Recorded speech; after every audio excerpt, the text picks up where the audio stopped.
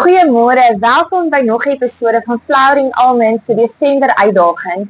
Vandag is die 21ste video van ons uitdaging waar ons kyk na vrouens in die Bybel. Nou vandag se vrou in die Bybel na wie ons kyk, is die vrou wat by Samaria gaan water skep het by die put.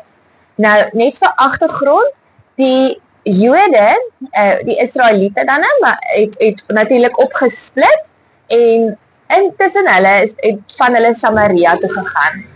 Die mense in Samaria het baie afvallig geword, so tipies soos die Israeliete van ouds, het afgoderry vermeng geraak met hoe hulle God aanbid.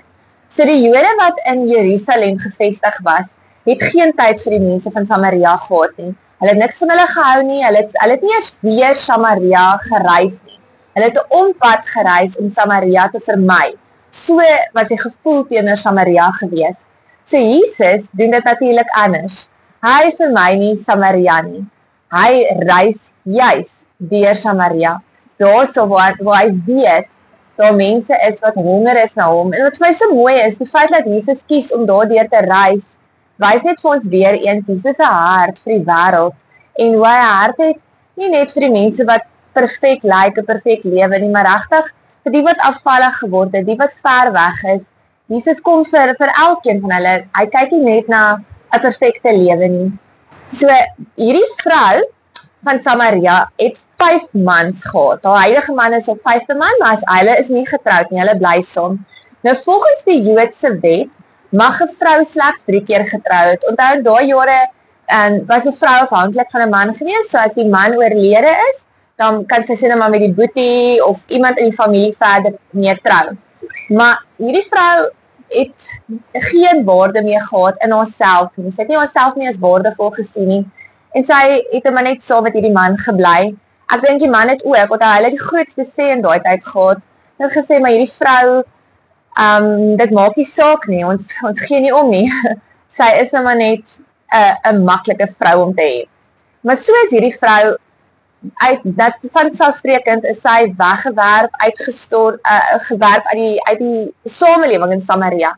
Nou moet jy weet, Samaria is klaar afvallig. So die Samaritane het toe hierdie vrou nou ook vermy. Hulle wil nie, die ander vrouens wil nie so met haar meng nie, hulle wil nie met haar geassosieer word nie. En hoe weet ek dit?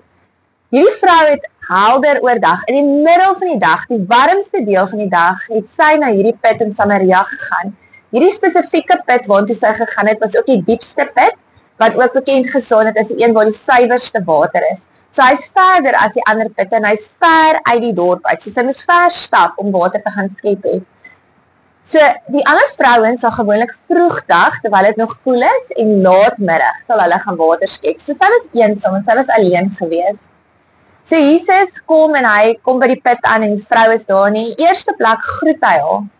Kan julle dink hoe geskok was sy? Want in daai tyd mag 'n Jood nie met 'n Samaritaan praat nie. Hulle vermy mekaar. En hier is hierdie Jood, hy's 'n rabbi en hy groet haar. En hy vra nog vir haar, sal jy vir my ook water skep?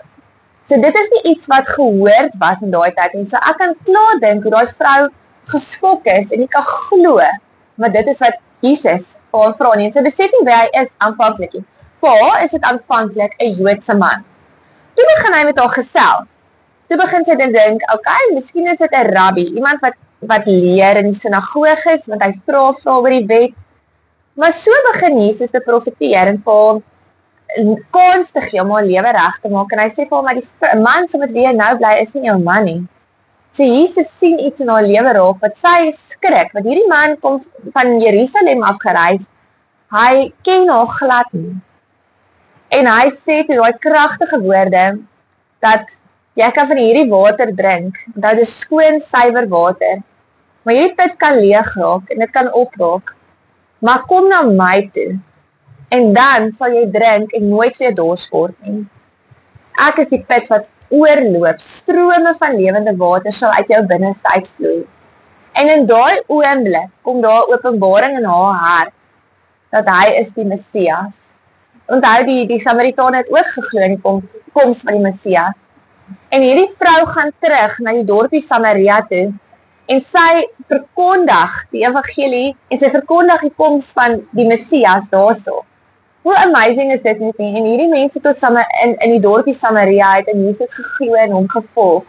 En die vrou, die se lewe eens 'n lewe wat geen doel en geen saak meer gehad het nie, waar sy geen waarde in haarself gehad het nie, is sy in ewigheid gered en kon haar oë, die skille van haar oë afval en sy kon die lewende water proe en kon sy besef waarvan Jesus praat. So ek bid oor jou en my vandag. Kom ook weer op 'n plek waar ons die lewende water van Jesus soekend na dit is, smagtend is na dit. En dat die skille van ons oë afval, sodat ons weer kan sien en die lewende water kan proe.